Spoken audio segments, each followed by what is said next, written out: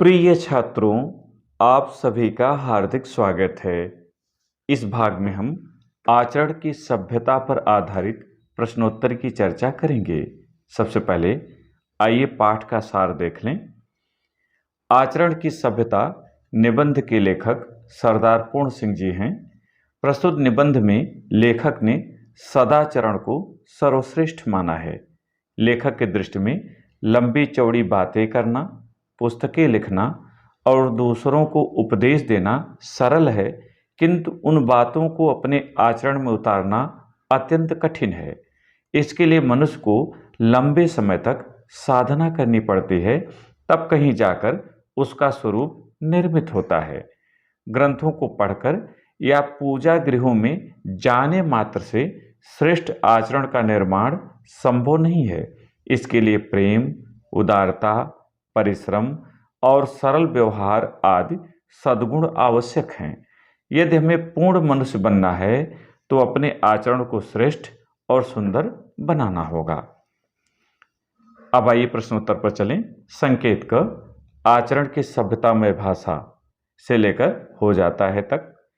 पहला प्रश्न, उपर्युक्त गद्यांश का संदर्भ लिखिए अथवा उपर्युक्त गद्यांश के पाठ्यम लेखक का नाम लिखिए। प्रायः यही जो दूसरा वाला है यही पूछा जाता है, लेकिन दोनों एक बार आप देख लें। पहले संदर्भ, प्रस्तुत सारगर्भित गद्यांश हमारी पाठ्य पुस्तक सामान्य हिंदी के गद्य खंड के अंतर्गत आचरण की सभ्यता निबंध पाठ से लिया गया है। इसके लेखक द्विवेदी युग के श्रेष्ठ निबंधकार सरदार पूर्ण सिंह जी हैं। और जो अथवा में है, जो ज़्यादा पूछा जाता है, उसका उत्तर आप लिखेंगे। उपर्युक्त गद्यांश के पाठ का नाम आचरण की सभ्यता एवं लेखक का नाम सरदार पूर्ण सिंह है। प्रस्तुत गद्यांश के रेखांकित अंश की व्याख्या कीजिए। और यह रेखांकित अंश है, आचरण की सभ्यता में भाषा सदा मौन रहती है। इस भाषा का निघंटु शुद्ध श्वेत पत्रों वाला है। उत्तर, रेखांकित अंश की व्याख्या।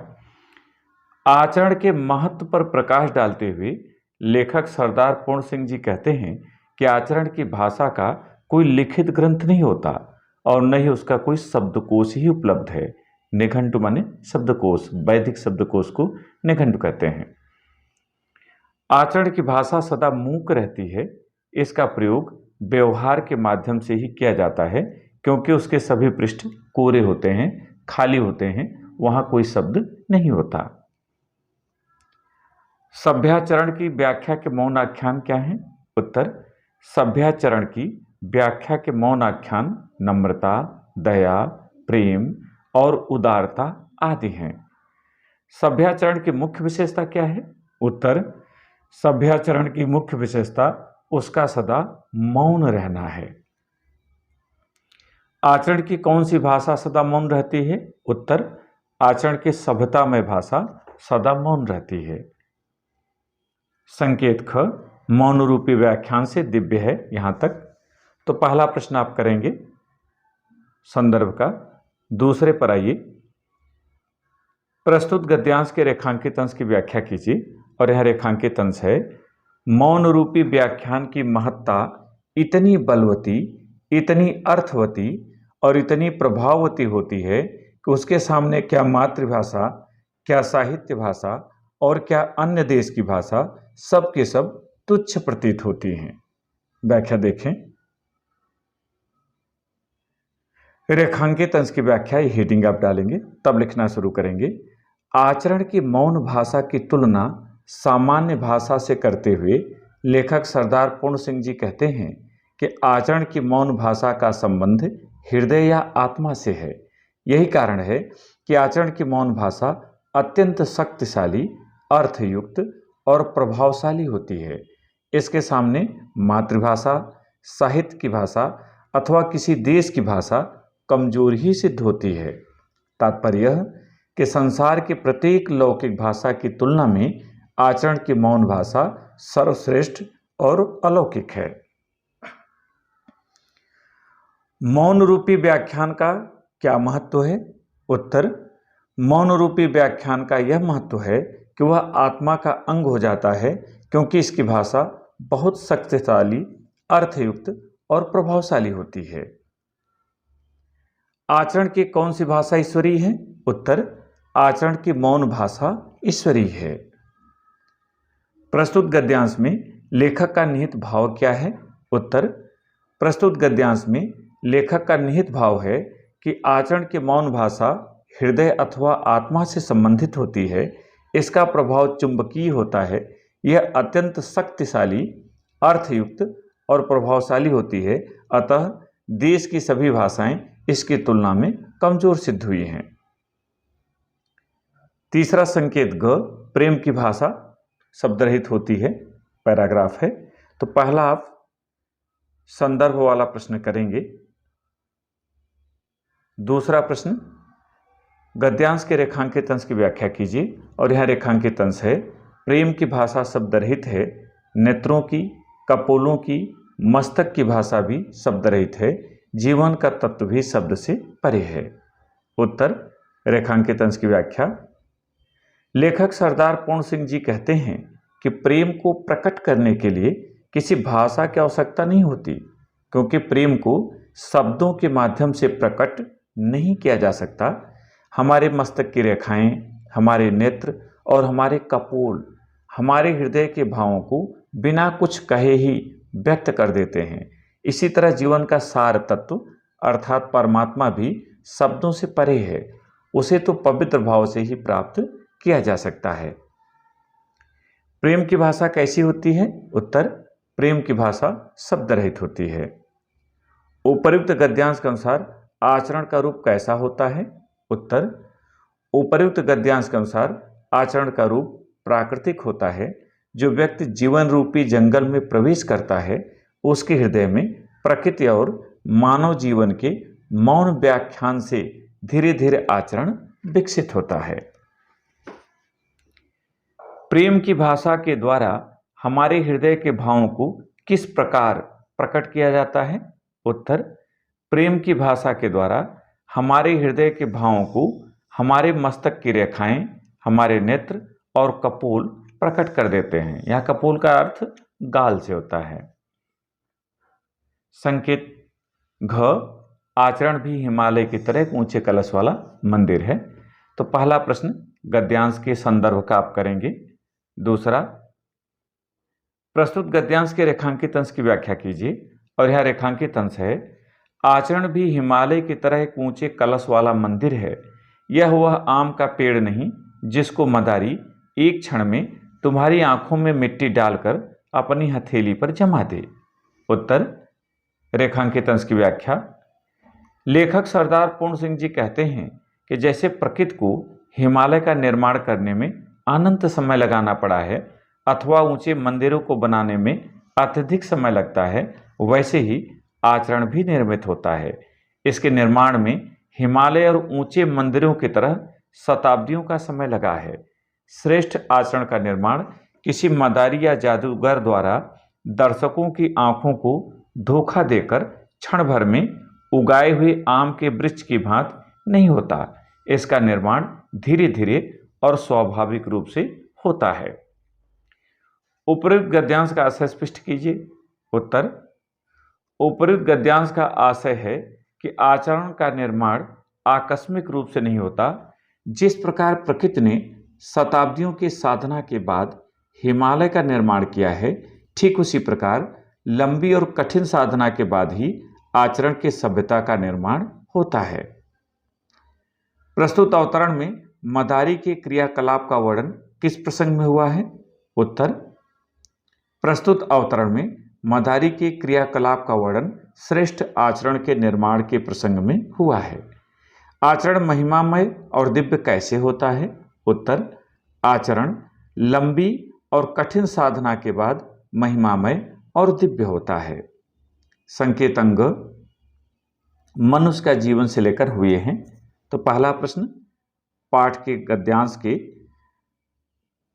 नाम और लेखक का नाम, इसको आप करेंगे पहले खंड की तरह आपके सामने है। दूसरा प्रश्न गद्यांश के रेखांकित अंश की व्याख्या। और यहाँ रेखांकित अंश है, मनुष्य का जीवन इतना विशाल है कि उसके आचरण को रूप देने के लिए नाना प्रकार के ऊंच नीच और भले बुरे विचार, अमीरी और गरीबी, उन्नत और औन्नत इत्यादि सहायता पहुंचाते हैं। उत्तर रेखांकित अंश की व्याख्या।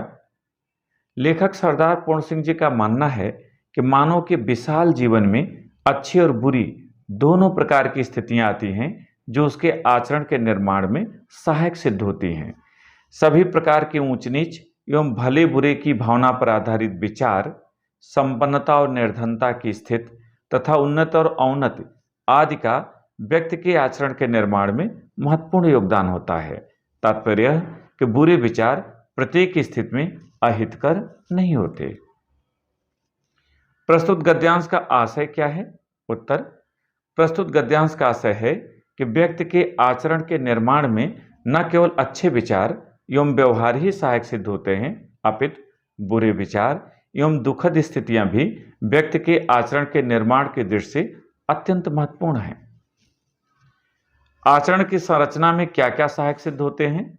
उत्तर आचरण की संरचना में ऊंच नीच एवं भले बुरे की भावना पर आधारित विचार, संपन्नता और निर्धनता की स्थिति, उन्नति और औन्नति आदि सहायक सिद्ध होते हैं।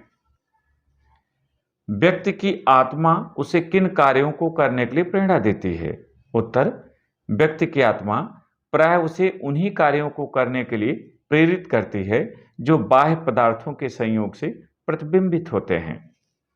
संकेत च आचरण का विकास जीवन का परम उद्देश्य है से लेकर भी पड़ेगी। तो पहला प्रश्न गद्यांश का संदर्भ या पाठ का नाम और लेखक का नाम, तो इसको आप करेंगे खंड 1 की तरह। दूसरा रेखांकित अंश की व्याख्या, और यहाँ रेखांकित अंश है आचरण का विकास जीवन का परम उद्देश्य है। आचरण के विकास के लिए नाना प्रकार की सामग्रियों का जो संसार संभूत शारीरिक, प्राकृतिक, मानसिक और आध्यात्मिक जीवन में वर्तमान हैं, उन सब की क्या एक पुरुष और क्या एक जात के आचरण के विकास के साधनों के संबंध में विचार करना होगा। उत्तर रेखांकित अंश की व्याख्या। लेखक सरदार पूर्ण सिंह जी का विचार है कि आचरण का विकास करना ही मानव जीवन का सर्वश्रेष्ठ उद्देश्य है, क्योंकि आचरण विहीन व्यक्ति कदापि उन्नत नहीं कर सकता। अतएव व्यक्ति अथवा संपूर्ण मानव जात के आचरण को विकसित करने के लिए शारीरिक, मानसिक, प्राकृतिक और आध्यात्मिक क्षेत्र में विद्यमान विभिन्न प्रकार के साधनों का समुचित प्रयोग किया जाना चाहिए। आचरण का विकास किसका परम उद्देश्य है? उत्तर आचरण का विकास मानव जीवन का परम उद्देश्य है। आचरण की सभ्यता के लिए हमें क्या करना चाहिए? उत्तर आचरण की सभ्यता के लिए हमें रात दिन परिश्रम करके अपनी जीवन के मार्ग का स्वयं निर्माण करना चाहिए। प्रस्तुत अवतरण में लेखक का निहित भाव क्या है? उत्तर प्रस्तुत अवतरण में लेखक ने स्पष्ट किया है कि आचरण का विकास ही जीवन का परम उद्देश्य है। आचरण विहीन व्यक्ति के लिए कोई भी धर्म या संप्रदाय कल्याणकारी नहीं हो सकता। साथ ही आचरण का मार्ग व्यक्ति को स्वयं बनाना पड़ता है, वह दूसरे के बनाए मार्ग पर चलकर सफलता प्राप्त नहीं कर सकता। और अंतिम संकेत है 6 आचरण की सभ्यता का देश ही निराला है। तो पहला प्रश्न यानी गद्यांश के पाठ एवं लेखक का नाम, इसे आप करेंगे। दूसरा गद्यांश के रेखांकित अंश की व्याख्या, और यह रेखांकित अंश है आचरण की सभ्यता का देश ही निराला है, उसमें न शारीरिक झगड़े हैं, न मानसिक, न आध्यात्मिक, न उसमें विद्रोह है, न जंग का ही नामो निशान है, और न वहाँ कोई ऊंचा है न नीचा, न कोई वहाँ धनवान है और न कोई वहाँ निर्धन। वहाँ प्रकृति का नाम नहीं, वहाँ तो प्रेम और एकता का अखंड राज्य रहता है। उत्तर रेखांकित अंश की व्याख्या। लेखक सरदार पूर्ण सिंह जी आचरण की सभ्यता के व्यापक क्षेत्र पर प्रकाश डालते हुए कहते हैं कि जिस क्षेत्र में आचरण की सभ्यता विकसित होती है वहाँ का वातावरण ही निराला होता है। यद्यपि भौतिक जगत में संघर्ष स्वाभाविक है, किंतु आचरण की सभ्यता के क्षेत्र में शारीरिक, मानसिक, आध्यात्मिक आदि तरह के संघर्ष नहीं होते। उसमें न तो विद्रोह है, न युद्ध को स्थान मिलता है, और न ही उसमें ऊंच नीच की भावना पर आधारित भेदभाव ही होता है। वहाँ धनी और निर्धन की विचारधारा का कोई मूल्य नहीं है। वहाँ तो ईश्वरीय भावों से परिपूर्ण मानव प्रेम को ही महत्व दिया जाता है। आचरण की सभ्यता का देश कैसा है? उत्तर, आचरण की सभ्यता का देश निराला है। वहां भौतिक जगत जैसे संघर्ष नहीं होते, सर्वत्र प्रेम का ही साम्राज्य होता है। आप केवल इतना लिख देंगे निराला है, तब भी आपको अंक मिल जाएगा। प्रस्तुत अवतरण में आलस्य को क्या बताया गया है? उत्तर, प्रस्तुत अवतरण में आलस्य को मृत्यु के समान बताया गया है। और अंतिम प्रश्न, लेख किसके सदृश होते हैं? उत्तर, लेख पेड़ों के चित्र के समान होते हैं या चित्र के सदृश होते हैं। तो इस भाग में इतना ही। एक नए वीडियो के साथ फिर मिलेंगे। बहुत बहुत धन्यवाद।